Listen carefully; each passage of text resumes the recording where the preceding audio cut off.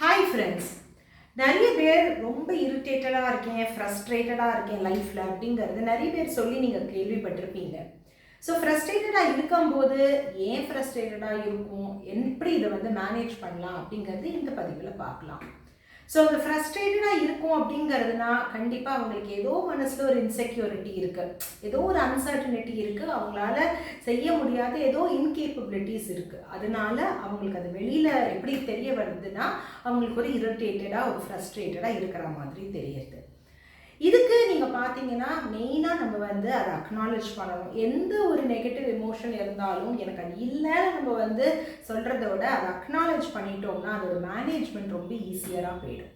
So first acknowledge பண்ணிட்டோம், ஆமாம் எனக்கு இரிட்டேட்டடாக இருக்கேன், நான் ஃப்ரஸ்ட்ரேட்டடாக இருக்கேன், எதுக்காக இரிட்டேட்டடாக இருக்கோங்கிறது அடுத்தது அதோட ரீசன்ஸ் கண்டுபிடிச்சி அதை நம்ம ஜேர்னலிங் வழியாக அதை எழுதி வச்சுக்கணும்.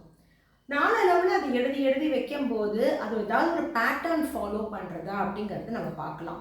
யூஸ்வலாக நீங்கள் பார்த்தீங்கன்னா ஏதாவது ஒரு ட்ரிகர் இருக்கும், அந்த ட்ரிகர் ஏதோ யாரோ சொல்லிடுவாங்க, அதுலேருந்து நம்மளுக்கு இரிட்டேட்டடாக இருக்கும். அந்த இரிட்டேஷன் தொடர்ந்து வேறு யாராவது சொன்னால் கூட நம்மளுக்கு இருக்கும். ஸோ அந்த பேட்டர்னை நம்ம கண்டுபிடிச்சிட்டோன்னா ஈஸியாக நம்மளால் மேனேஜ் பண்ண முடியும். முக்கியமாக எப்படி மேனேஜ் பண்ணணும் அப்படிங்கிறது நீங்கள் பார்த்தீங்கன்னா நம்ம இதை ஐடென்டிஃபை பண்ணினதுக்கப்புறம் அதை அக்னாலேஜ் பண்ணதுக்கப்புறம் நம்ம கொஞ்சம் மைண்ட்ஃபுல்லாக இருக்கணும். இந்த மாதிரி ட்ரிகர் வரும்போது நம்ம எப்படி பிஹேவ் பண்ணணும் அப்படிங்கிறது நமக்கு தெரியணும். அதில் ஃபஸ்ட்டு நீங்கள் எடுத்துக்கிட்டிங்கன்னா டீப் ப்ரீதிங் ரொம்ப யூஸ்ஃபுல். உடனே நம்மளுக்கு காம் பண்ணுற அளவுக்கு நம்மளுக்கு அதுக்கு தகுதி இருக்குது. அடுத்தது எக்ஸசைஸ் பண்ணும்போது இந்த ஃப்ரஸ்ட்ரேஷன் என்ன ஆகும்னா கம்மியாயிடும். எப்படி கேட்குறீங்களா? எக்ஸசைஸில் நம்மளுக்கு என்டார்ஃபின்ஸுங்கிற பாசிட்டிவ் ஹார்மோன்ஸ் நம்ம உடம்புக்குள்ளே அது சுரக்கும். ஸோ அந்த என்டார்ஃபின்ஸ் ஒரு மூட் லிஃப்டிங் ஹார்மோன். ஸோ நம்மளுக்கு ஒரு நல்லது நம்மளுக்கு செய்கிற மாதிரி அந்த ஹார்மோன் பண்ணுறோம். ஸோ நம்ம ஒரு எக்ஸசைஸ் பண்ணிவிட்டு ஒரு வாக்கோ ஏதாவது ஒரு பாடி எக்ஸசைஸ் பண்ணிவிட்டு வரும்போதே அந்த ஃப்ரஸ்ட்ரேஷன் இரிட்டேஷன் எல்லாம் நம்ம பாடியை விட்டு போயிடும்.